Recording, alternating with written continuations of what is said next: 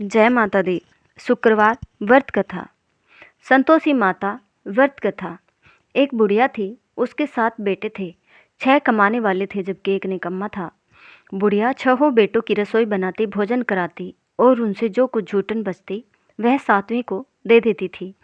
एक दिन वह पत्नी से बोला, देखो मेरी माँ का मुझ पर कितना प्रेम है। वह बोली, क्यों नहीं, सबका झूठा जो तुमको खिलाती है। वह बोला, ऐसा नहीं हो सकता है, मैं जब तक आंखों से न देख लूं मान नहीं सकता। बहू हंसकर बोली, देख लोगे तब तो मानोगे। कुछ दिन बाद त्योहार आया। घर में 7 प्रकार के भोजन और चूरमे के लड्डू बने। वह जांचने के लिए सिर दुखने का बहाना कर पतला वस्त्र सर पर ओढ़कर रसोई घर में सो गया। वह कपड़े में से सब देखता रहा। 6 भाई भोजन करने आए। उसने देखा माँ ने उनके लिए सुंदर आसन बिछा नाना प्रकार की रसोई परोसी और आग्रह करके उन्हें जिमाया। वह देखता रहा। 6 भोजन करके उठे तब माँ ने उनकी झूठी थालियों में से लड्डुओं के टुकड़े उठाकर एक लड्डू बनाया। झूठन साफ कर बुढ़िया माँ ने उसे पुकारा, बेटा 6 भाई भोजन कर गए, अब तू ही बाकी है, उठ, तू कब खाएगा। वह कहने लगा, माँ मुझे भोजन नहीं करना, मैं अब परदेश जा रहा हूँ। माँ ने कहा, कल जाता हो तो आज ही चला जा। वह बोला, हाँ आज ही जा रहा हूँ। यह कहकर वह घर से निकल गया। चलते समय पत्नी की याद आ गई। वह गौशाला में कंडे उपले थाप रही थी। वहां जाकर बोला, हम जावे परदेश, आवेंगे कुछ काल, तुम रहियो संतोष से, धर्म अपनो पाल। वह बोली, जाओ पिया आनंद से, हमारो सो छटाए, राम भरोसे हम रहे, ईश्वर तुम्हें सहाय। 2 निशानियापन देख धरू में धीर, सुधीमती हमारी बस बिसारियो, रखियो मन गंभीर। वह बोला, मेरे पास तो कुछ नहीं, यह अंगूठी है, सो ले और अपनी कुछ निशानी मुझे दे। वह बोली, मेरे पास क्या है, यह गोबर भरा हाथ है। यह कहकर उसकी पीठ पर गोबर के हाथ की थाप मार दी। वह चल दिया। चलते चलते दूर देश पहुंचा। वहां एक साहूकार की दुकान थी। वहां जाकर कहने लगा, भाई मुझे नौकरी पर रख लो। साहूकार को जरूरत थी, बोला, रह जा। लड़के ने पूछा, तनख्वाह क्या दोगे। साहूकार ने कहा, काम देखकर दाम मिलेंगे। साहूकार की नौकरी मिली। वह सुबह 7 बजे से 10 बजे तक नौकरी बजाने लगा। कुछ दिनों बाद दुकान का सारा लेन देन, हिसाब किताब, ग्राहकों को माल बेचना, सारा काम करने लगा। साहूकार के 7-8 नौकर थे। वे सब चक्कर खाने लगे, यह तो बहुत होशियार बन गया है। सेठ ने भी काम देखा और 3 महीने में ही उसे आधे मुनाफे का हिस्सेदार बना लिया। वह कुछ वर्ष में ही नामी सेठ बन गया और मालिक सारा कारोबार उस पर छोड़कर चला गया। इधर उसकी पत्नी को सास ससुर दुख देने लगे। सारी गृहस्थी का काम करा के उसे लकड़ी लेने जंगल में भेजते। इस बीच घर के आटे से जो भूसी निकलती उसकी रोटी बनाकर रख दी जाती और फूटे नारियल की नारेली में पानी। एक दिन वह लकड़ी लेने जा रही थी। रास्ते में बहुत सी स्त्रियां संतोषी माता का व्रत करती दिखाई देती है। वह वहां खड़ी होकर कथा सुनने लगी और पूछा, बहनों तुम किस देवता का व्रत करती हो और इसके करने से क्या फल मिलता है। यदि तुम इस व्रत का विधान मुझे समझाकर कहोगे तो मैं तुम्हारा बड़ा एहसान मानूंगी। तब उनमें से एक स्त्री बोली, सुनो, यह संतोषी माता का व्रत है। इसके करने से निर्धनता दरिद्रता का नाश होता है और जो कुछ मन में कामना हो सब संतोषी माता की कृपा से पूरी होती है। तब उसने उसे व्रत की विधि पूछी। वह भक्तनी स्त्री बोली, 1.25 आने का गुड़ चना लेना, इच्छा हो तो 1.25 आने का लेना, या 1.25 रुपये का भी सहूलियत के अनुसार लाना। बिना परेशानी और श्रद्धा व प्रेम से जितना भी बन पड़े 1.25 लेना। प्रत्येक शुक्रवार को निराहार रहकर कथा सुनना। इसके बीच कर्म टूटे नहीं, लगातार नियम पालन करना। सुनने वाला कोई न मिले तो घी का दीपक जला उसके आगे या जल के पात्र को सामने रखकर कथा कहना। जब कार्य सिद्ध न हो नियम का पालन करना और कार्य सिद्ध हो जाने पर व्रत का उद्यापन करना।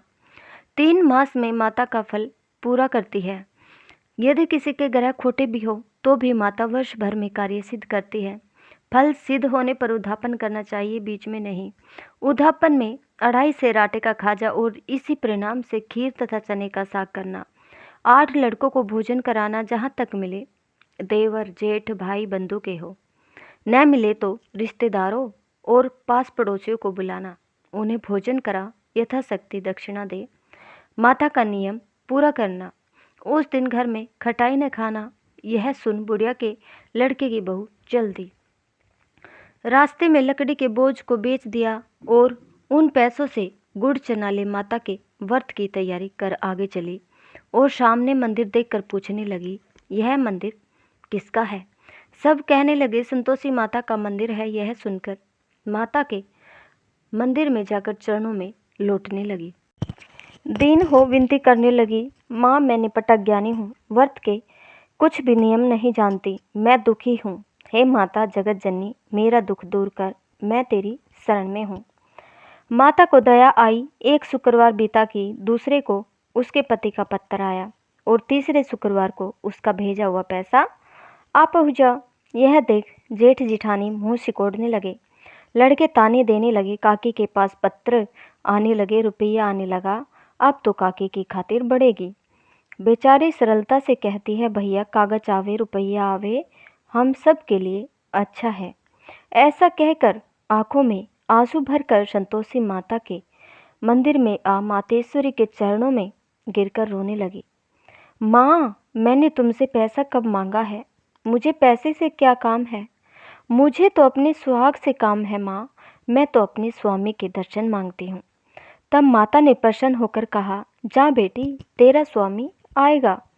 यह सुनकर खुशी से बावली होकर घर में जा काम करने लगी। अब संतोषी माँ विचार करने लगी, इस भोली पुत्री को मैंने कह तो दिया कि तेरा पति आएगा, लेकिन कैसे?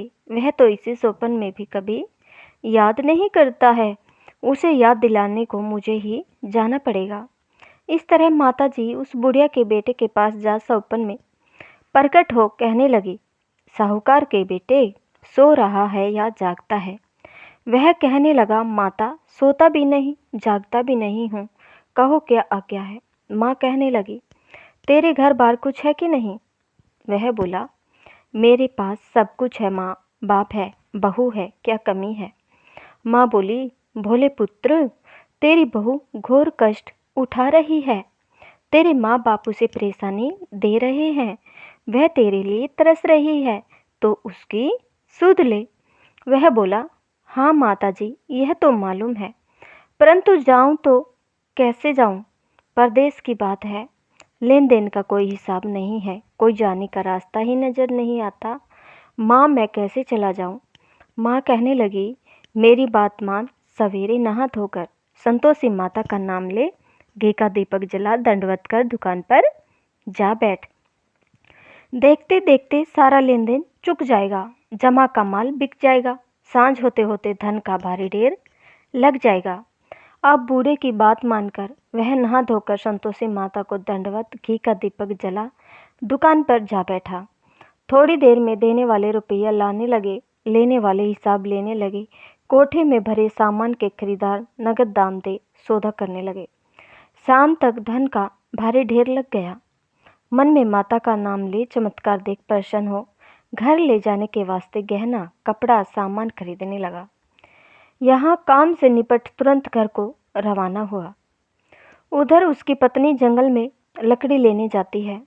लौटते वक्त माता जी के मंदिर में विश्राम करती है। वह तो उसके प्रतिदिन रुकने का जो स्थान ठहरा। धूल उठती देख वह माता से पूछती है, हे माता यह धूल कैसे उड़ रही है?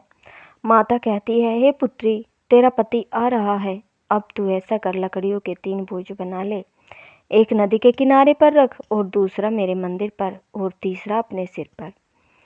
तेरे पति को लकड़ियों का गट्ठर देख मोह पैदा होगा, वह यहाँ रुकेगा, नाश्ता पानी खा खाकर माँ से मिलने जाएगा। तब तू लकड़ियों का बोझ उठाकर जाना और चौक में गट्ठर डालकर जोर से आवाज़ लगाना, लो सासू जी लकड़ियों का गट्ठर लो, भूसी की रोटी दो, नारियल के खेपड़े में पानी दो, आज मेहमान कौन आया है? माता जी से बहुत अच्छा कहकर वह प्रसन्न मन से लकड़ियों के 3 गट्ठर बनाई, एक नदी के किनारे पर और एक माता जी के मंदिर पर रखा। इतने में मुसाफिर आ पहुंचा। सूखी लकड़ी देख उसकी इच्छा उत्पन्न हुई कि हम यहीं पर विश्राम करें और भोजन बना खा पीकर गांव जाएं।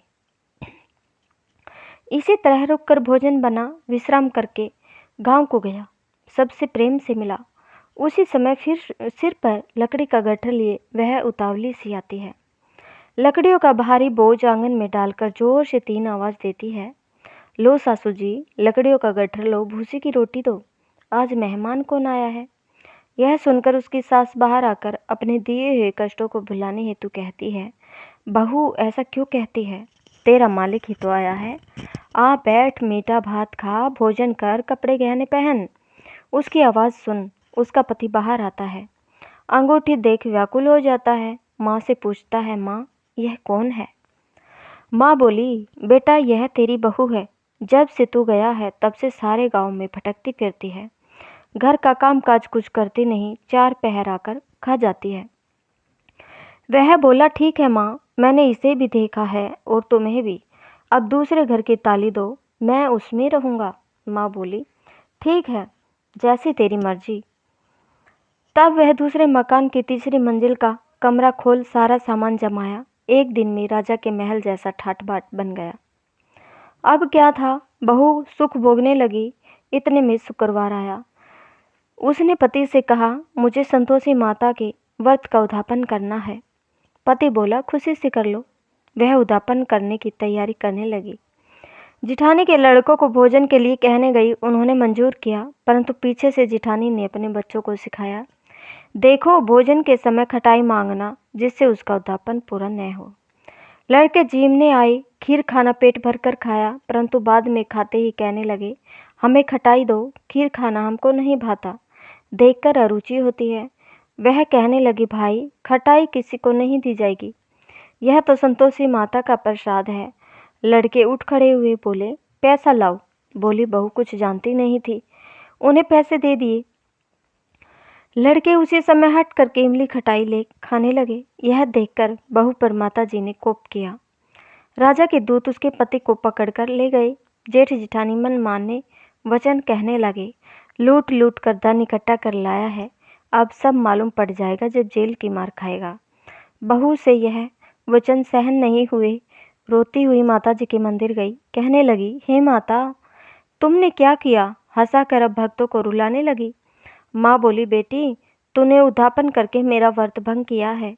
वह कहने लगी, माता मैंने कुछ अपराध किया है, मैंने तो भूल से लड़कों को पैसे दे दिए थे, मुझे क्षमा करो, मैं फिर तुम्हारा उद्यापन करूँगी।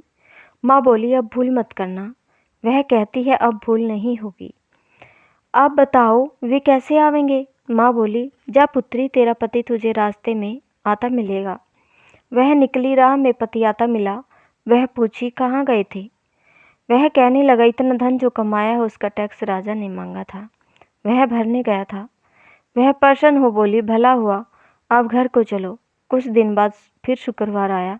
वह बोली, मुझे फिर माता का उद्यापन करना है।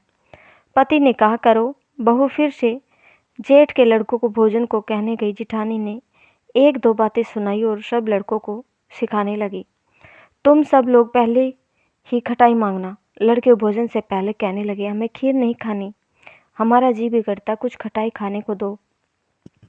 वह बोली, खटाई किसी को नहीं मिलेगी, आना हो तो आओ। वह ब्राह्मण के लड़के लाकर भोजन कराने लगी। यथाशक्ति दक्षिणा की जगह 1-1 फल उन्हें दे दिया। संतोषी माता प्रसन्न हुई। माता की कृपा होते ही 9वें मास में उनके चंद्रमा के समान पुत्र प्राप्त हुआ। पुत्र को पाकर प्रतिदिन माता जी के मंदिर को जाने लगी। माँ ने सोचा, यह रोज आती है, आज क्यों न इसके घर चलूं। यह विचार कर माता ने भयानक रूप बनाया। गुड़ चने से सना मुख, ऊपर सूंड के समान होठ, उस पर मक्खियाँ भिन भिन कर रही थी। दहली पर पैर रखते ही उसकी सास चिल्लाई, देखो रे, कोई चुड़ैल डाकिनी चली आ रही है, लड़कों इसे भगाओ, नहीं तो किसी को खा जाएगी। लड़के भगाने लगे, चिल्लाकर खिड़की बंद करने लगे। बहू रोशनदान में से सब देखती रही। प्रसन्नता से पगली बनी चिल्लाने लगी, आज मेरी माता जी मेरे घर आई है, वह बच्चे को दूध पिलाने से हटाती है। इतने में सास का क्रोध फट पड़ा। वह बोली, क्या उतावली हुई, बच्चे को पटक दिया। इतने में माँ के प्रताप से लड़के ही लड़के नजर आने लगे। वह बोली, माँ मैं जिसका व्रत करती हूँ यह संतोषी माता है। सबने माता जी के चरण पकड़ लिए और विनती कर कहने लगे, हे माता, हम मूर्ख हैं, अज्ञानी है, तुम्हारी व्रत की विधि हम नहीं जानते। व्रत भंग कर हमने बड़ा अपराध किया है। जग माता, आप हमारा अपराध क्षमा करो। इस प्रकार माता प्रसन्न हुई। बहू को प्रसन्न हो, जैसा फल दिया वैसा माता सबको दे। जो पढ़े उसका मनोरथ पूर्ण हो। बोलो संतोषी माता की जय। अगर आपको हमारी कथाएं पसंद आती है तो प्लीज़ हमारे चैनल को सब्सक्राइब करें, वीडियो को ज़्यादा से ज़्यादा शेयर करें और लाइक करें। धन्यवाद।